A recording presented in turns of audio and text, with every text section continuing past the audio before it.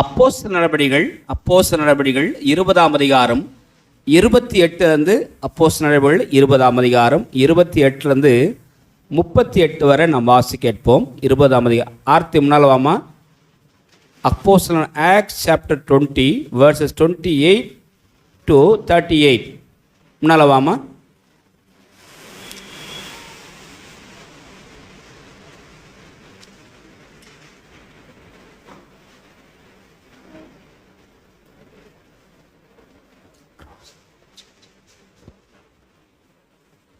அப்போஸ்தலர் நடபடிகள் அதிகாரம் 20 வசனம் 28 முதல் 38 முடிய. ஆகையால் உங்களை குறித்தும் தேவன் தம்முடைய சுய இரத்தத்தினாலே சம்பாதித்து கொண்ட தமது சபையை மேய்ப்பதற்கு பரிசுத்த ஆவி உங்களை கண்காணிகளாக வைத்த மந்தை முழுவதை குறித்தும் எச்சரிக்கையாயிருங்கள். நான் போன பின்பு மந்தையை தப்பவிடாத கொடிதான ஓநாய்கள் உங்களுக்குள்ளே வரும். உங்களிலும் சிலர் எழும்பி சீஷர்களை தங்களிடத்தில் இழுத்து கொள்ளும்படி மாறுபாடானவர்களை போதிப்பார்கள் என்று அறிந்திருக்கிறேன். ஆனபடியால் நான் 3 வருஷம் காலமாய் இரவும் பகலும் கண்ணீரோடு இடைவிடாமல் அவனவனுக்கு புத்தி சொல்லி கொண்டு வந்ததை நினைத்து விழித்திருங்கள். இப்பொழுதும் சகோதரரே, நீங்கள் பக்தி விருத்தி அடையவும் பரிசுத்தமாக்கப்பட்ட அனைவருக்குள்ளும் உங்களுக்கு சுதந்திரத்தை கொடுக்கவும் வல்லவராயிருக்கிற தேவனுக்கும் அவருடைய கிருபையுள்ள வசனத்துக்கும் உங்களை ஒப்புக் கொடுக்கிறேன். ஒருவனுடைய வெள்ளியையாகிலும் பொன்னையாகிலும் வஸ்திரத்தையாகிலும் நான் இச்சிக்கவில்லை.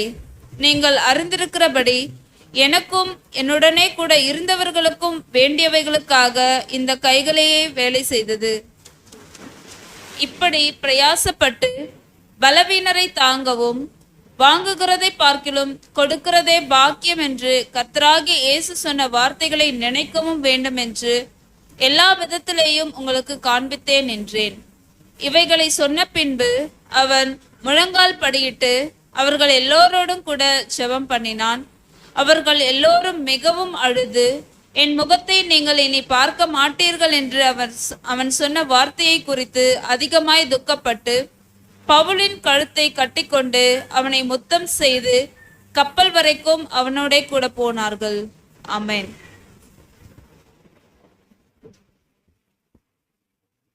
அருமையான ஒரு வார்த்தை. இன்றைய தியானத்துக்குண்டான தலைப்பு சிலுவையும் திருச்சபையும், தி கிராஸ் அண்ட் த சர்ச். போன வாரம் என்ன பிரசங்கம் பண்ணோம் சொல்லுங்க? போன வாரம் என்ன பிரசங்கம்? இந்த வாரம் என்ன பிரசங்கம்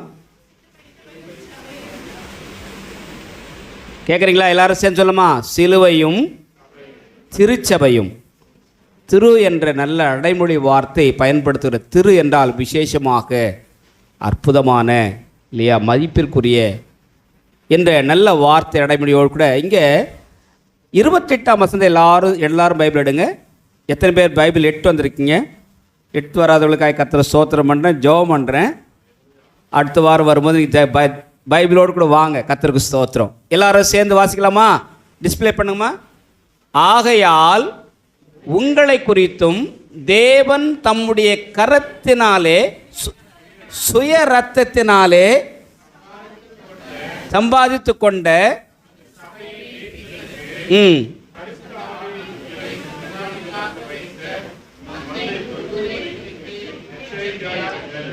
இங்கே சர்ச் என்ற வார்த்தை பயன்படுத்தப்படுகிறது. இது என்ன சொல்றாரு? சுய இரத்தத்தினாலே சம்பாதித்து கொண்ட நமது சபை. அந்த போட்டோ பிக்சர்ஸ் டிஸ்பிளே பண்ணுமா? கலங்காதே கலங்காதே, கர்த்தர் உன்னை கைவிட மாட்டா. கலங்காதே கலங்காதே. வாசிடா, இந்த பைபிள் சொல்ல வேண்டியதாக்குது. வாசிடா. கீபோர்டு மாஸ்டருக்கு ஜோம் பண்ணுங்க. கர்த்தருடைய சித்தமானால் ஒரு நல்ல ஊழியக்காரனை கொண்டு வந்து கீபோர்டு வாசிக்க கர்த்தர் உதவி செய்யணும். எல்லாரும் சேர்ந்து பண்ணலாமா? ரெடி? 1 2 3 4. கலங்காதே கலங்காதே, கர்த்தர் உன்னை கைவிட மாட்டார். கலங்காதே கலங்காதே, காலம் எல்லாம் உடனிருந்து கரம் பிடித்து நடத்தி செல்வா. காலம் எல்லாம் உடனிருந்து கரம் பிடித்து நடத்தி செல்வா. கண்ணீரெல்லாம் துடைப்பா, கண்ணீரெல்லாம் துடைப்பா. கண்மணி போல் காத்திடுவா, உன்னை கண்மணி போல் காத்திடுவா. கலங்காதே கலங்காதே, கர்த்தர் உன்னை கைவிட மாட்டா.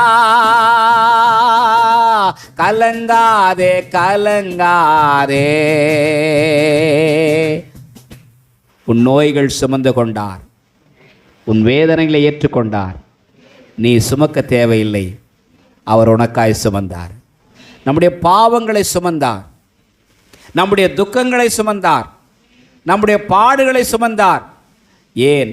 நமது சாபங்களுக்காகவும் அவர் சிலுவை சுமந்தார். பக்கத்தில் பார்த்து சொல்லுங்க, நம்முடைய சாபங்களுக்காகவும் இயேசு சிலுவை சுமந்தார். சிலுவை மரணம் உனக்காக, சிந்தின திரு ரத்தம் உனக்காக. எத்தனை சொல்ல முடியும்? சிலுவை மரணம் எனக்காக, அவர் சிந்தின திரு உதிரம் திரு ரத்தம் எனக்காக. கலங்கிடும் மகனே, பெருமன் செய்ய பாடுறார், வருவாயா, அவரோடு கூட வாழ வருவாயா? காலமெல்லாம் அவரை கலங்காமல் உன்னை காத்துக்கொள்வார். எனக்கு அன்புக்குரிய சகோதரரே சகோதரிமாரே, ஆண்டுடைய பிள்ளைகளே, ஆண்டவர் கர்த்தருடைய ஆலயத்தில் நாட்டப்பட்டவர்கள் எப்படி இருப்பாங்களா? எப்படி இருப்பாங்களா? பைபிள் வசனம் என்ன சொல்லுது? கர்த்தருடைய ஆலயத்தில் நாட்டப்பட்டவர்கள். எங்கே வருது வசனம்? கர்த்தருடைய ஆலயத்தில் நாட்டப்பட்டவர்கள் 92ஆம் சங்கீதம் 13, 14, 15 3 வாசனம் வாசிங்க. கர்த்தருடைய திருச்சபையில் சபையில் நாட்டப்பட்டவர்கள் செழித்திருப்பார்கள், மகிழ்ந்திருப்பார்கள், சந்தோஷமாயிருப்பார்கள். எத்தனை பேர் விசுவாசிக்கிறீங்க? இன்றைக்கான வாக்கு தத்தம் வாசிமா, யாரை தொட்டு வாசிங்க.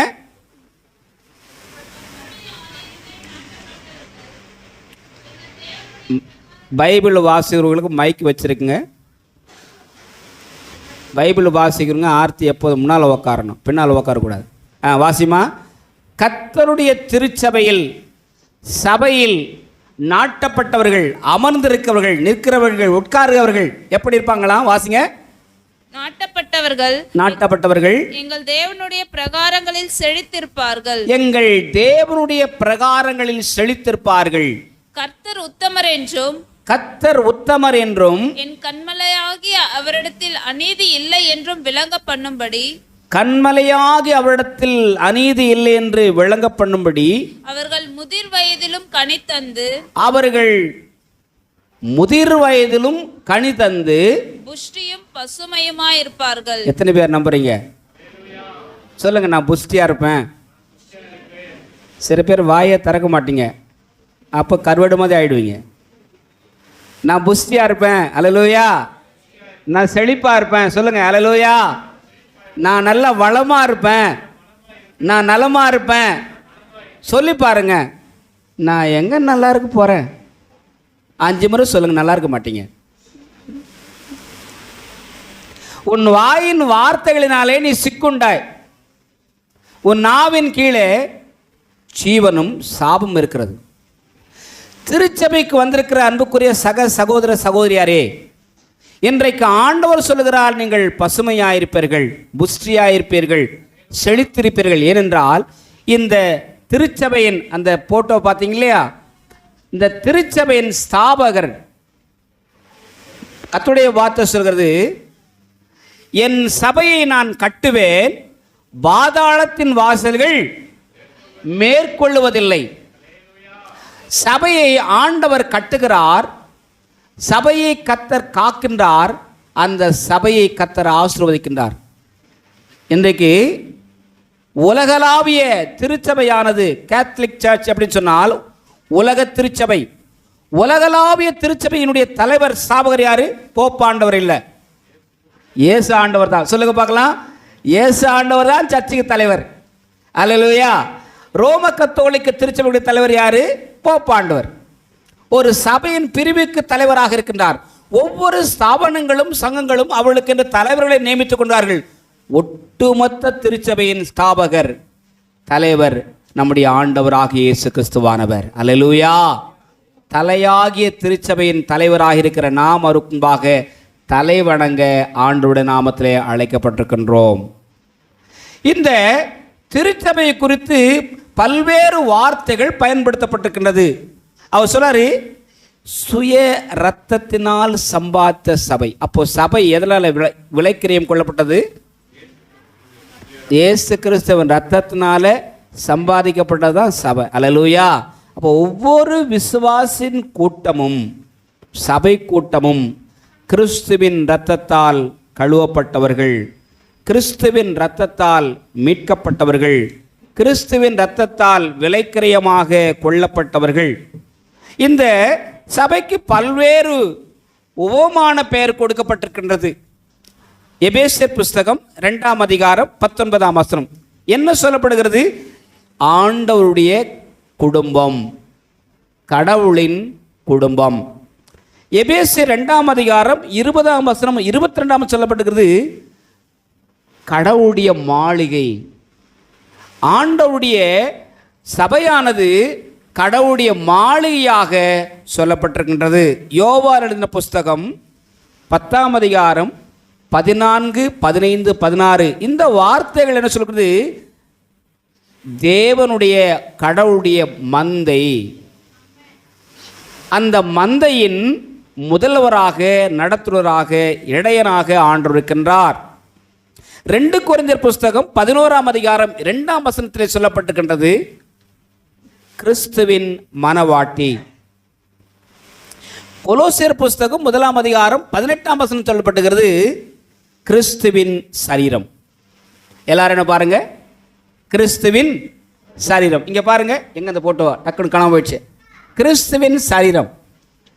இந்த சரீரத்தில் எல்லாரும் என்ன கவனிங்க, ஒரு மனிதனுக்கு சரீரம் அவசியம். தலை இல்லாமல் சரீரத்துக்குனா இல்லை. இந்த தலைக்கும் இந்த சரீரத்துக்கும் இணைக்கும் ஒரு பாலம் ஆவி, ஆத்மா, சரீரம். ஆவி இறைவனிடத்திலிருந்து வந்தது, அதனால தான் சாகும்போது ஆவி தன்னை தந்த தேவனிடத்துக்கு திரும்புது. பார்த்து சொல்லுங்க, செத்து போனா நம்ம ஆவி கெட்ட ஆவியா சுத்தாது. நாங்கள் ஒரு வீட்டு போகும்போது சொன்னார், பாஸ்டர் நீங்கள் என்ன சொல்கிறீங்க மறுபிரிவை குறித்து அப்படின்னார். நீங்கள் என்ன சொல்கிறீங்க, பக்கத்தில் பார்த்து சொல்லுங்கள், நீங்கள் என்ன சொல்கிறீங்க மறுபிரிவு குறித்து? ஒரு மனுஷன் ஒரு முறை பிறக்கணும், ஒரு முறை சாவது, இது தேவனுடைய விதி, நீதி. ஆனால் ஒரு முறை பிறந்தால் 7 முறை பிறந்து அவன் இறைவனிடத்தில் சேர்க்கின்றது, இது வேற நீதி, அது இறை நீதி அல்ல. ஆண்டவர் ஒரே தரம் பிறப்பதும் நியாய தீர்ப்பு அடைவதும் மனுஷனுக்கு நியமிக்கப்பட்டிருக்கிறது. ஆவியை விடாதிருக்க ஆவியின் மேல் மனிதனுக்கு அதிகாரம் இல்லை. ஆவி தன்னை தந்த தேவனிடத்துக்கு திரும்புகிறது. சபையே, நீங்கள் நான் ஆவிக்குரிய சரீரமாகிய திருச்சபையின் அங்கங்களாக இருக்கின்றோம். யோசித்து பாருங்க, நடந்து போகும்போது கீழே சுண்டவரில் ஆணி குத்தனா, முள்ளு குத்தனா எங்கே வலிக்குது? இன்னைக்கு பார்த்தா நான் என்ன தப்பாக சொல்கிற மாதிரி யோசிக்கிறீங்க? சுண்டவரில் முள்ளு குத்துனா எங்கே வலிக்குது? சொல்லுங்களேன். மூளை வலிக்குது, மண்டை வலிக்குது. ஏன் வலிக்குது? இதோட இது கனெக்ட் ஆகிருக்குது.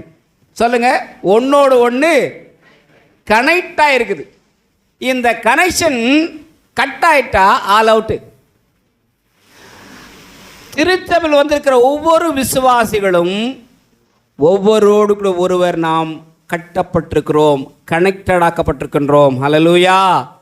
நான் வேற ஜாதி, நீ வேற ஜாதி. நான் வேற, நீ வேற. கிறிஸ்துவில் ஆண் என்றும் இல்லை, பெண் என்றும் இல்லை, கிரேக்கன் என்றும் இல்லை, யூதர் என்றும் இல்லை. கிறிஸ்துவில் நாம் அனைவரும் ஒன்றாயிருக்கின்றோம். வேதம் சொல்லுது, கிறிஸ்து இல்லாதவன் டெட் பாடி. கிறிஸ்து இல்லாதவன் ஜீவன் இல்லாதவன். நமக்குள்ளே கிறிஸ்து வாழ்வாரானால், சபையிலே கிறிஸ்து வாழ்வாரானால் அந்த சபையின் தலைவராக இயேசு இருப்பார். சரீரமாக திருச்சபையிலே நாம் ஒவ்வொருவரும் ஒவ்வொரு அங்கத்தினர்களாக இருக்கின்றோம். ஏன்? நேற்று தினத்தில், நேற்றுக்கு முன்தினமாப்பா, பிரபாகரனுடைய குடும்பத்தில் அவன் சகோதரனுடைய இழப்பு ஒரு பெரிய பேரிழப்பு. நான், வினோது, நம்ம வெங்கடேஷ் 3 பேரும் போனோம். எங்களை பார்த்த உடனே பிரபாகருக்கும் அம்மலுக்கும் சந்தோஷமாயிடுச்சு. அப்பா, நம்ம சார்பாக 2-3 பேர் வந்துக்கிறாங்கப்பா. ஏன்? திருச்சபையே நாம் ஒருவருக்கொருவர் அன்பாயிருக்க அழைக்கப்பட்டிருக்கின்றோம், ஆதரவாயிருக்க அழைக்கப்பட்டிருக்கின்றோம், உதவியாயிருக்க அழைக்கப்பட்டிருக்கின்றோம், ஒருவருக்கொருவர் ஒத்தாசை புரிய அழைக்கப்பட்டிருக்கின்றோம். இந்த நல் விசுவாசத்தை நாம் மறந்துவிடலாகாது. சர்ச் என்ற வார்த்தைக்கு, திருச்சபை என்ற வார்த்தைக்கு, எக்லீசியா என்ற வார்த்தை 110 முறை பைபிளில் மெயின்டைன் பண்ணிக்கிறாங்க. அந்த வார்த்தையினுடைய உள் பொருள் என்ன? மக்கள் கூட்டம். சர்ச்சுன்னா பில்டிங் இல்லை, கட்டடம் இல்லை, ரட்சிக்கப்பட்ட ஜனத்தின் கூட்டம், இயேசுவை ஏற்றுக்கொண்ட மக்களின் கூட்டம். நீங்களாம் நான் யாரு சொல்லுங்க? விசுவாசத்தினாலே, கிருபையினாலே விசுவாசத்தை கொண்டு ரட்சிக்கப்பட்டீர்கள். இது உங்களால் உண்டானதல்ல, தேவனுடைய ஈவு. நீங்கள் கிரியத்துக்கு 1 கொரிந்தியர் புஸ்தகம் 3ஆம் அதிகாரம் 16ஆம் வசனம் 17ஆம் வசனம் வாசிங்க. 1 கொரிந்தியர் புஸ்தகம் 3ஆம் அதிகாரம். நீங்கள் கிரியத்துக்கு கொல்லப்பட்டீர்களே, வாசிங்க.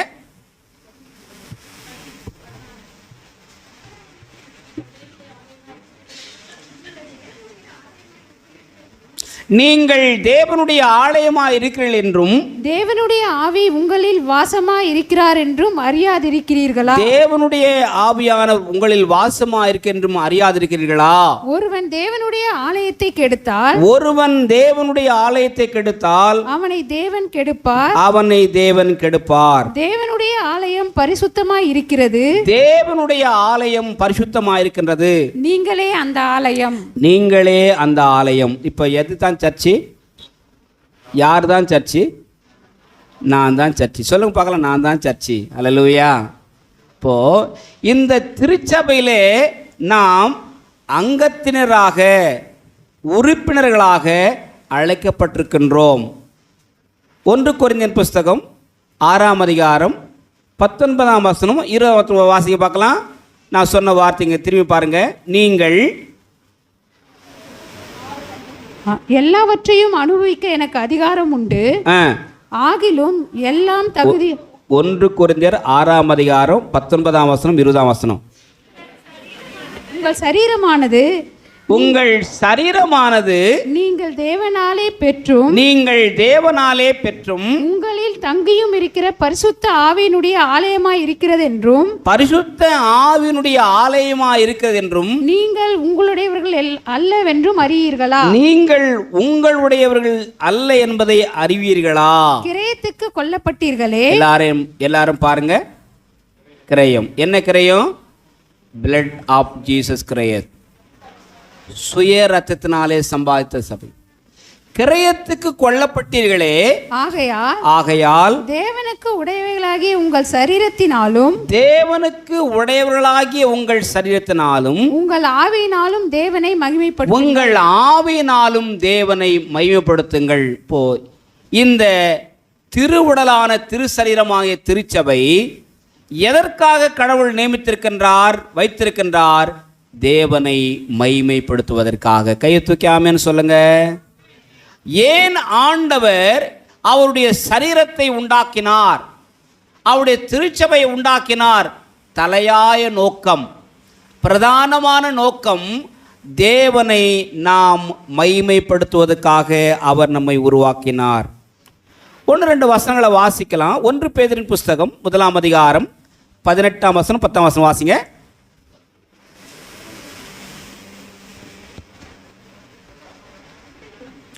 அன்றியும்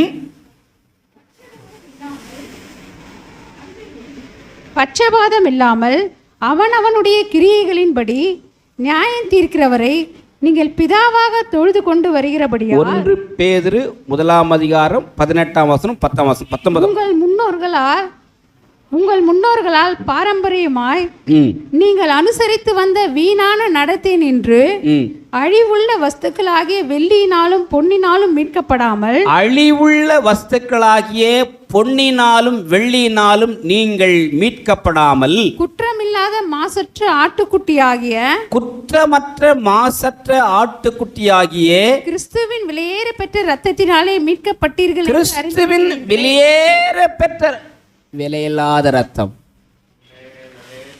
கிறிஸ்துவின் வெளியேற பெற்ற இரத்தத்தினாலே நீங்கள் மீட்கப்பட்டீர்கள் என்று அறிந்திருக்கிறீர்களே. நாம் எல்லாரும் கிறிஸ்துவின் வெளியேற பெற்ற இரத்தத்தால் மீட்கப்பட்டவர்கள். அதுதான் திருச்சபை.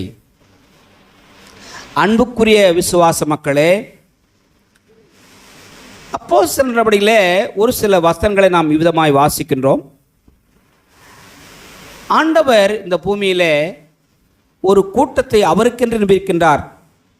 1 தீமோத்தேயுவின் புஸ்தகம் 2ஆம் அதிகாரம் 4ஆம் வசனம் சொல்லுகிறது, பிரியமானவர்களே, எல்லா மனுஷரும் ரட்சிக்கப்படவும் சத்தியத்தை அறிவை அடையவும் அவர் சித்தமுள்ளவராயிருக்கின்றார். அப்போ சபை என்பது, சபை நிறுவுதல் என்பது ஆண்டவருடைய மகிமைக்கானது, ஆண்டவருடைய சித்தத்துக்கானது. ஆண்டவருடைய பிரியமானவர்களே, சரீரமாகிய சபை எதற்காக ஆண்டவர் நியமித்திருக்கின்றார்? அவருடைய விலையேற பெற்ற இரத்தத்தால் மீட்டிருக்கின்றார். அவருடைய கிரயத்தை நமக்காக கொடுத்திருக்கின்றார். விலை மதிக்க முடியாத திருச்சபை அவர் ஏன் ஏற்படுத்தியிருக்கின்றார்? முதலாவது, அவருக்கு நாம் மகிமையாக இருக்கணும். எத்தனை பேர் நம்புறீங்க? 2வது, அவருடைய சித்தத்தில் நாம் வாழ, அவருடைய சித்தத்தை நாம் செய்ய அவர் அநேகரை மீட்கும் பொருளாக அவர் ஊழியம் கொள்ள வராமல் ஊழியம் செய்ய வந்தார். பக்கத்தில் பார்த்து சொல்லுங்க, ஊழியம் கொள்ள வராமல் ஊழியம் செய்ய வந்தார். அவருடைய ஊழியமானது என்ன? மீட்பதல், அநேகரை ரட்சிப்புக்குள் வழிநடத்துதல், மக்களை மனம் திரும்ப செய்தல், மக்களை ஒரு கூட்டமாக, கூட்டமைப்பாக, மந்தையாக சேர்த்தல். இதுதான் ஆண்டவருடைய விலையேற பெற்ற மீட்பின் ரகசியமாயிருக்கின்றது, திட்டமாயிருக்கின்றது. அப்போஸ்தலனாகிய பேதுரு இப்படி எழுதுகின்றார். வாசிக்கலாம். 2 பேதுருவின் புஸ்தகம் 3ஆம் அதிகாரம் 9ஆம் வசனம். 2 பேதுருவின் புஸ்தகம் 3ஆம் அதிகாரம். தாமதிக்கிறார் என்று, எல்லாரும் வசனம் எடுத்து வாசிங்க. தாமதிக்கிறார் என்று சிலர் எண்ணுகிறபடி கர்த்தர் தமது வாக்குத்தத்தத்தை குறித்து தாமதமாயிராமல், கர்த்தர் தம்முடைய வாக்குத்தத்தத்தை குறித்து தாமதமாயிராமல், ஒருவரும் கெட்டு போகாமல், எல்லாரும் என்ன பாருங்க, ஒருத்தரும் கெட்டு போகாமல், எல்லாரும் இந்த மந்தைக்குள்ள வரணுன்றதுக்காகத்தான், இந்த ரட்சிப்புக்குள்ள வரணுன்றதுக்காக தான், இந்த சர்ச்சுக்குள்ளே வரன்றதுக்காக தான் அவர் என்னவா இருக்காராம்? நீடிய பொறுமை பொறுமை உள்ள. பக்கத்தில் லுக்கு விடுங்க, அப்படி பொறுமையாக இருக்கிறியா? நீடிய பொறுமையாக இருக்கிறியா? காலையில் உன் மனைவி கூட சண்டை போட்டு வந்திருக்கிறியா? உன் வீட்டுக்காரர் கூட சண்டை போட்டு வந்திருக்கிறியா? எல்லாரும் அவருடைய மந்தைக்குள், சபைக்குள், திருச்சபைக்குள் வர வேண்டும் என்பதற்காக ஆண்டவர் நீடிய பொறுமை உள்ளவராயிருக்கின்றார். திருச்சபையே தன்னுடைய துய இரத்தத்தை கொண்டு அவர் நம்மை சம்பாதித்திருக்கின்றார். வெளியேற பெற்ற இரத்தத்தை சிந்தி நம்மை மீட்டெடுக்கின்றார். அவருடைய கிருபையினாலே விசுவாசத்தை கொண்டு நாம் ரட்சிப்புக்குள் வழிநடத்திருக்கின்றார். இதுதான் சபை. இதுதான் ஆண்டவருடைய திருவுடல், ஆண்டவருடைய சரீரம். அதிலே நாம் ஒவ்வொருவரும் உறுப்பினர்களாக ஆண்டவர் நம்மை வைத்திருக்கின்றார். இப்போ கால் நான் தான் பெருசுன்னு சொன்னா, கை நான் தான் பெருசுன்னு சொன்னா, இல்லை தலை நான் தான் பெருசுன்னு சொன்னா, எது பெருசு? தலை முக்கியம், காலு முக்கியம், கை முக்கியம், கண்ணு முக்கியம். நான் இல்லாமல் சர்ச்சையே நடக்காது. ஆமாம், இவர் பெரியவர். நான் சர்ச்சைக்கு வரேன்னா சர்ச்சே இருக்காது. ஆமாம், நீ வரலன்னா சர்ச்சே இருக்காது.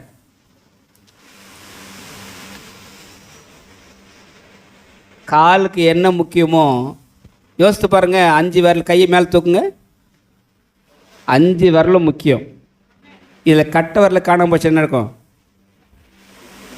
சுண்டு விரல காணாம போனால் என்ன நடக்கும்? சுண்ட விரல கூட முக்கியங்க. எதுக்கு? அதான் உங்களுக்கு தெரியுமே. ஒவ்வொரு விரல்களும் 5 விரல்களும் முக்கியமானது. சபையில் இருக்கிற ஒவ்வொருத்தரும் சபைக்கு முக்கியமானுங்க. சொல்லுங்க அல்லேலூயா. நான் இந்த சபைக்கு இம்பார்ட்டன்ட். சொல்லுங்க பார்க்கலாம். நான் இந்த சபையினுடைய விஐபி. எத்தனை பேர் சொல்ல முடியும்? இந்த சபையில் கத்துறவங்களை விஐபியாக கொண்டு வந்து வச்சுருக்காருங்க, முக்கியஸ்தர்களாக கொண்டு வந்து வச்சுருக்காருங்க. ஏன்னா இந்த வீதியில், தெருவில், இந்த நகரில், பட்டணத்தில் எத்தனையோ பேர் இருக்கிறாங்க. அவங்களெல்லாம் விட்டுட்டு ஆண்டவர்களை கொண்டு வந்து வச்சுக்க. பார்த்தீங்களா? You are VIP, important person. Hallelujah. ஆண்டவர் அவருடைய சபையிலே கொண்டு வந்து என்னை நிறுத்திருக்கின்றார். காரணம் என்ன? அவரை மகிமைப்படுத்துவதற்காக. காரணம் என்ன? அவருக்கு அவருடைய சித்தத்தை நான் செய்வதற்காக. சொல்லுங்க, நான் அவரை மகிமைப்படுத்த வேண்டும், அவருடைய சித்தத்தை நான் செய்ய வேண்டும். அதனால தான் அவர் நீடிய பொறுமை உள்ளவராக இருக்கிறார். அதற்காகத்தான் ஆண்டவர் இந்த பூ உலகிலே அவர் சபையை நிறுத்தினார். இப்போது அப்போஸ்தலர்கள் வாழ்ந்த காலங்களில் ஒரு வீடுகள் தோறும் சபை நடத்தப்பட்டது. ரோமருக்கு எழுதின புஸ்தகம் 16ஆம் அதிகாரம் 5ஆம் வசனம். ஒரு சில வசனங்களை வாசிக்கலாம். ரோமருக்கு எழுதின 16ஆம் அதிகாரம் 5ஆம் வசனம். அவர்களுடைய வீட்டிலே கூடி வருகிற சபையையும் வாழ்த்துங்கள். சபையை வீட்டிலே கூடி வருகிற சபையை வாழ்த்துங்கள். அகையாவிலே கிறிஸ்துவுக்கு முதற் பலனாகிய என் பிரியமான. போதும். 1 கொரிந்தியர் 16:19, அப்போஸ்தலர் 2:2, அப்போஸ்தலர் 20:20. எடுத்தவங்க டக்குன்னு வாசி பார்க்கலாம். ஆசியா நாட்டில் உள்ள சபையார் உங்களை வாழ்த்துகிறார்கள். ஆக்கில்லாவும் பிரிஸ்கில்லாவும் தங்கள் வீட்டிலே கூடுகிற சபையோடு. போதும். அக்கில்லாவும் பிரிஸ்கில்லாவும் தங்கள் வீட்டில். இப்போ என்ன பாருங்க, எல்லாம் நிமிர்ந்து உட்காரம் பார்க்கலாம். எங்கள் வீடு ஒரு சர்ச்சு சொல்கிறேன். எத்தனை பேர் கை தூக்கும் பார்க்கலாம். பின்னால் இருக்கிற பரத்ராஜன் கை தூக்குறது எனக்கு ரொம்ப சந்தோஷமா. கை தட்டுங்க பார்க்கலாம். எல்லாம் கை தட்டுங்க பார்க்கலாம். எத்தனை பேர் எத்தனை பேர் கொண்டு வந்துருக்கீங்க? கையை தட்டுங்க. அல்லேலூயா. ஒவ்வொரு வீடும் ஆண்டவருடைய சபை. அல்லேலூயா. ஒவ்வொரு வீடும் ஆண்டவர். ஏதோ பெரிய பெரிய கட்டடங்கள், பெரிய பெரிய சர்ச்சுங்க, பெரிய பெரிய கிராஸ் வச்ச இடங்கள் தான், பெரிய பெரிய ஆசனங்கள் போட்ட இடங்கள் தான் ஆலயம் நினைக்காதீங்க. நம்ம வீடு கூட ஒரு சர்ச்சு தாங்க. எத்தனை பேர் நம்புறீங்க? அந்த வீட்டில் ஆண்டவர் ஆராதனை கூடமாக மாற வேண்டும். என் வீடு என் ஆண்டவருக்கு ஒரு ஆராதனை கூடமாக மாற வேண்டும். அல்லேலூயா. ஆண்டவருக்கு உகந்த ஒரு ஸ்தலமாக, இடமாக ஆண்டவர் நம்மை மாற்ற விரும்புகின்றார். வாசிங்க பார்க்கலாம். கொலோசியர் புஸ்தகம் 4ஆம் அதிகாரம் 15ஆம் வசனம். கொலோசியர் 4:15 ஒருத்தர் வாசிங்க.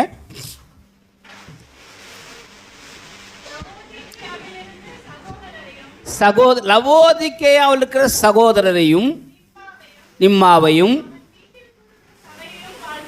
எப்படிங்க உங்கள் வீட்டில் இயேசுக்காக ஒரு கூட்டம் நடத்துகிறீங்களா? ஒரே ஒரு அல்லேலூயா தானா? உங்கள் வீட்டில் இன்னைக்கு ஜபம் நடந்துருக்குதா? எத்தனை வருஷம் ஆச்சு உங்கள் வீட்டில் ஜபம் நடந்து? எங்கே அந்த பாஸ்டர் கூப்பிட்டா எங்கள் வீட்டில் வரவே மாட்டேன்றாரு. நான் எங்கே சர்ச்சு நடத்துறது?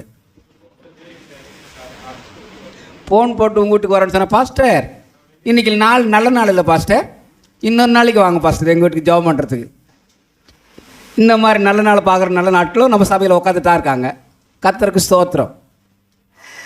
ஒவ்வொருடைய வீடும் சொல்லுங்க, நானும் என் வீட்டாருமோ வென்றால் கர்த்தரையே சேவிப்போம். ஆலயத்துக்கு வருவது மட்டும் ஆண்டவருடைய சபை அல்ல, நம்முடைய வீடுகளும் வீட்டு கூட்டங்களும் ஆண்டவருடைய சபையாக மாற வேண்டும். அங்கே கர்த்தருடைய வசனம் போதிக்கப்பட வேண்டும். அங்கே ஆண்டவருக்கு ஆராதனை நடத்தப்பட வேண்டும்.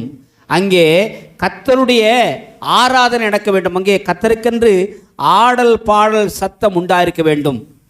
ஒவ்வொரு வீடுகள் ஆண்டவருக்கு சொந்தமாக மாற வேண்டும். பிரியமானவர்களே, லூக்கா சுவிசேஷம் 15ஆம் அதிகாரம் 4ஆம் வசனம். உங்களில் ஒரு மனுஷன் 100 ஆடுகளை உடையவனாயிருந்து அவைகளில் ஒன்று காணாமற் போனால் 99 ஆடுகளை வனாந்திரத்திலே விட்டுவிட்டு காணாமற் போன ஆட்டை கண்டுபிடிக்கும் அளவும் அதை தேடி திரியானோ? ஒரு பாவி ரட்சிக்கப்படும் போது பரலோகத்தில் மிகுந்த சந்தோஷம் உண்டாயிருக்கும். சொல்லுங்க அல்லேலூயா. நாம் ஆண்டவருடைய பிள்ளைகளாக இருக்கிறோம். நம் நிமித்தம் அநேகர் இயேசுவை ஏற்றுக்கொள்வதற்கு நாம் ஒரு வாய்க்காலாக மாற வேண்டும். இந்த இறைச்செய்தி நற்செய்தி ஆண்டவருடைய பிள்ளைகளாக இருக்க நாம் ஒவ்வொருவரோடு கூட பகிர்ந்து கொள்ள வேண்டும். அப்பொழுதுதான் ஆண்டவருடைய திருச்சபையானது நிறைவு பெறும். கர்த்தருடைய வார்த்தை சொல்கிறது, யோவான் சுவிசேஷம் 10ஆம் அதிகாரம் 16ஆம் வசனம் சொல்கிறது, இந்த தொழுவத்தில் அல்லாமல் வேறே ஆடுகளும் எனக்கு உண்டு, அவைகளையும் நான் கொண்டு வர வேண்டும். இந்த தொழுவத்தில் இல்லாத நிறைய ஆத்துமாக்கள் இருக்காங்க. அவர்களை நாம் கர்த்தருடைய ஆலயத்துக்கு கொண்டு வர வேண்டும்.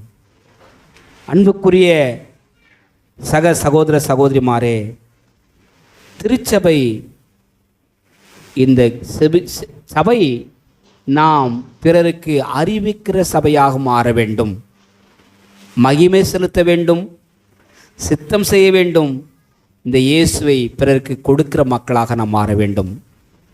இந்த ஆலயத்தில் இல்லாமல் இருக்கிற வேறே ஆடுகளும், தொழுவத்தில் இல்லாமல் இருக்கிற வேறே ஆடுகளும் இந்த பாரத் நகர் தெருவில் இருக்குது, வீஜராவ நகர் தெருவில் இருக்குது, ரோட்டில் இருக்குது.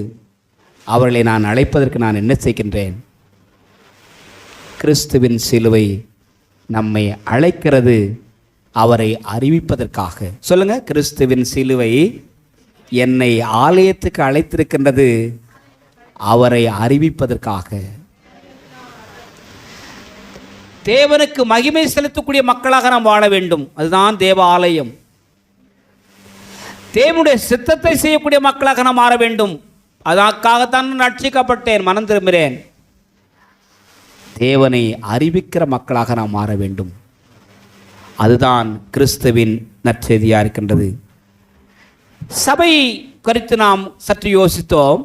இப்போ சிலுவையை குறித்து நாம் யோசிப்போம். கிறிஸ்துவோடு கொடுக்கிற கிறிஸ்தவனுடைய அடையாளம் சிலுவை, சபை, இந்த ரெண்டு தான் மெய் அடையாளம். கிறிஸ்தவத்தினுடைய 2 பிரதானமான அடையாளங்கள் என்ன? ஒன்று சிலுவை, இன்னொன்று சபை. சபை இல்லாமல் சிலுவை இல்லை, சிலுவை இல்லாமல் சபை இல்லை. ஹல்லேலூயா. கிறிஸ்துநாதர் சிலுவையிலே மரித்ததுடைய நோக்கம் அவருடைய சபையை நிறுவுவதற்காக. இந்த சபையை நிறுவின நோக்கம் அவர் சிலுவையில் சிந்தின இரத்தத்தினுடைய வெளியேற பெற்ற ரட்சிப்பை சமூகம் அறிந்து கொள்வதற்காக, மக்கள் ஏற்றுக்கொள்வதற்காக. அவர் எங்கெல்லாம் பிரசங்கம் செய்தாரோ அங்கெல்லாம் எங்கெல்லாம் பிரசங்கம் செய்தார் அங்கெல்லாம் மக்கள் அவர் ஏற்றுக்கொண்டார்கள். 1ஆம் அதிகாரம் 12ஆம் வசனம் யோவான் நற்செய்தியிலே வாசிக்கின்றோம். அவருடைய நாமத்தின் மேல் விசுவாசம் உள்ளவர்களாக அவரை ஏற்றுக்கொண்டுள்ள அத்தனை பேர்களும் ஆண்டவருடைய பிள்ளைகளாக நம்பிக்க அதிகாரம் கொடுத்தார்.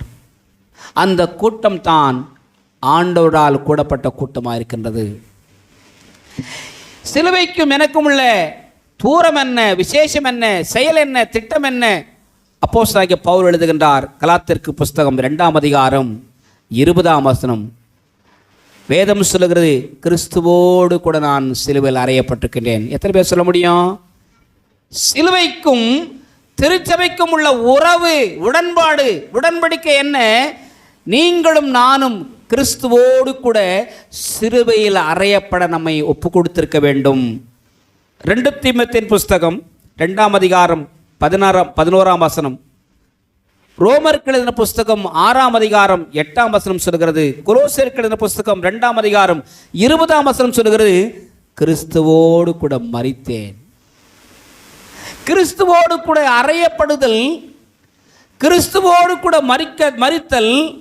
ரோமர் 6:4 சொல்லு, கிறிஸ்துவோடு கூட அடக்கம் பண்ணப்படுதல்.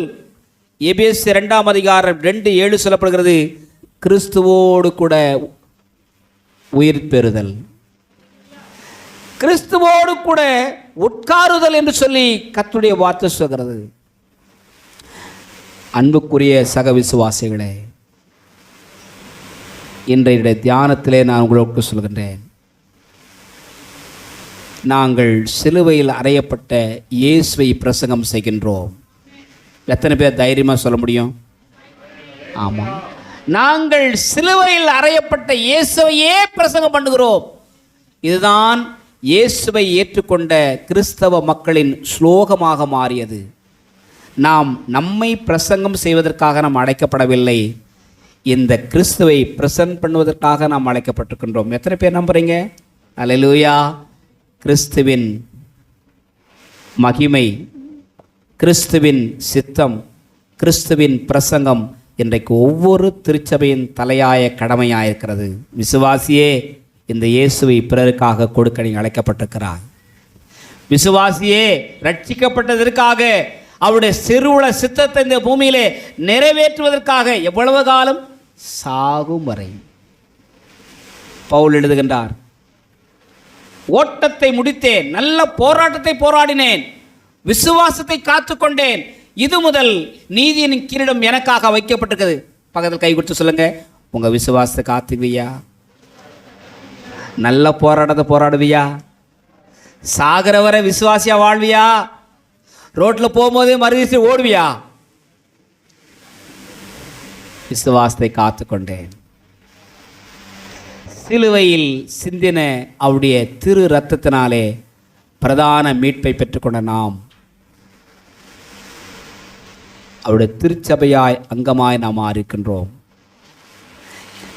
பிரியமானவர்களே, இன்றைய செய்தியை கேட்ட நீங்கள் தேவனுக்கு மகிமையாக வாழ்வீர்வோமா?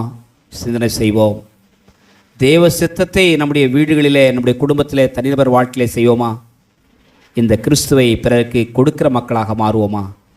அப்பொழுதுதான் கிறிஸ்துவின் சிலுவை பாடுகள் நம்முடைய வாழ்க்கையில் நிறைவேறும். ஏதோ அனுதாபப்படுவதற்காக கிறிஸ்தவம் அல்ல. அனுதாபம் எப்படி தெரியுமா? நான் உபவாசம் இருக்கிறேன், என்னத்துக்கா? நான் 40 நாள் கறி சாப்பிட மாட்டேன், 40 நாள் நான் பூ வைக்க மாட்டேன், நான் 40 நாள் வீடு வாசல் பெருக்க மாட்டேன், 40 நாள் நான் குளிக்க மாட்டேன். அட பாவிகளா, நான் வாழ்வது உமக்காக. எத்தனை பேர் சொல்ல முடியும்? நான் வாழ்றது இயேசுவுக்காக. என் வாழ்வு இயேசுவுக்காக, என் நலங்கள் இயேசுவுக்காக, என் வளங்கள் இயேசுவுக்காக, என் சுகங்கள் இயேசுவுக்காக. பிரியமான கர்த்தருடைய விசுவாச மக்களே, அனுதாபத்துக்காக அல்ல. தியான நாட்கள், தவ நாட்கள், உபவாச நாட்கள் அனுபவமாக மாற வேண்டும். அல்லேலூயா. அதனால தான் ஆண்டவர் சொன்னார், நீங்கள் உபவாசிக்கும் போது முகவாடலாயிராதேங்கள். அப்படி சொல்ல பார்க்கலாம். நான் உபவாசிக்கும் போது பக்கத்தில் பார்க்குறேன்னு சொல்லிட்டு உபவாசம் பண்ணக்கூடாது. அவங்க என்னை பார்த்தா அவங்க உபவாசம் பண்ணுறாங்கன்னு சொல்லணுன்றதுக்காக உபவாசம் பண்ணக்கூடாது. இதுக்கு பேர் தான் அனுதாபம். அனுதாபம் அல்ல, நம்முடைய வாழ்க்கையின் அபியாசமாக மாற வேண்டும். அல்லேலூயா. நீங்கள் உபவாசிக்கும் போது உங்கள் அறை கதவுகளை பூட்டி அந்தரங்கத்திலே ஜெபம் செய்யுங்கள். அந்தரங்கத்திலே பார்க்கிற உங்கள் பரமபிதா வெளியரங்கமாய் உங்களுக்கு பலனளிப்பார். நம்முடைய தியான நாட்களை மரியாதை செலுத்துவோம். ஆண்டவரோடு கூட நெருங்கி வர நாட்களாக மாற்றுவோம். ஜெப நேரத்தை நாம் ஆண்டவரிடத்தில் செலவிடுவோம். சிலுவை மரணம் நமக்காக, சிந்தின இரத்தம் திருச்சபைக்காக, இந்த திருச்சபை அவருடைய மகிமைக்காக, இந்த திருச்சபை அவருடைய ரட்சிப்பை அறிவிப்பதற்காக, இந்த திருச்சபை அவருடைய சரீரம் அவருடைய சித்தத்தை செய்து சாவதற்காக வாழ்ந்தாலும் இயேசு, மரித்தாலும் இயேசு. இந்த கிறிஸ்துவின் நற்கந்தங்களாய் நாங்கள் வாழ்ந்து கொண்டிருக்கின்றோம். அடையாளங்களாய் நாம் வாழ்ந்து கொண்டிருக்கின்றோம். கண்களை மூடலாமா? ஆண்டவருக்கு மகிமை செலுத்துவோம். அவருடைய பந்தியிலே நாம் கத்திடத்தில் நாம் சேருவோம். பிரியமானவர்களே, கிறிஸ்துவின் திருவுடல் உனக்காக பிற்கப்பட்டது. வேதம் சொல்கிறது, அவருடைய திருவுடலானது உழுகிறவனுடைய நிலம் போல உழுது தள்ளப்பட்டதான். எல்லாரும் எழுந்திருக்கலாம், எல்லாரும் எழுந்திருக்கலாம். நம்முடைய ஆண்டவராகிய இயேசு கிறிஸ்துவின் கிருபையும் பிதாவாகிய அன்பும் பரிசுத்த ஆவியானுடைய ஐக்கியமும் சமாதானமும் அனைவரோடும் வரத்தலைப்பட்டதான கர்த்தருடைய பிள்ளைகள் ஒவ்வொருவரோடு கூட இன்றும் என்றும் சதா காலத்தில் நிலைத்திருப்பதாக. ஆமென். என் ஆத்துமாவே கர்த்தரை ஸ்தோத்திரி, முழு உள்ளமே பரிசுத்த நாமத்தை ஸ்தோத்திரி. என் ஆத்துமாவே கர்த்தரை ஸ்தோத்திரி, கர்த்தர் செய்த சகல உபகாரங்களை மறவாதே. ஆமென். தேவ ஆசீர்வாதத்தோடு அடியாரே அனுப்ப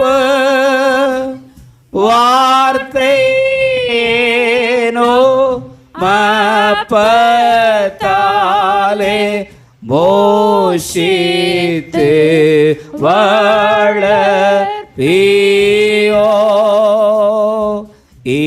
இப்போதும் தேடி வந்து மனதார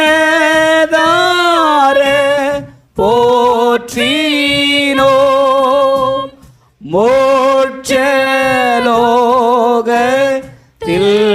கழித்து உம்மை வாழ்த்தே தோழுவோ. ஆமென். ஆண்டவர் உங்களை ஆசீர்வதிப்பாராக. ஒருவரை ஒருவர் வாழ்த்தி சமாதானத்தோடு சென்று வாருங்கள். God bless you.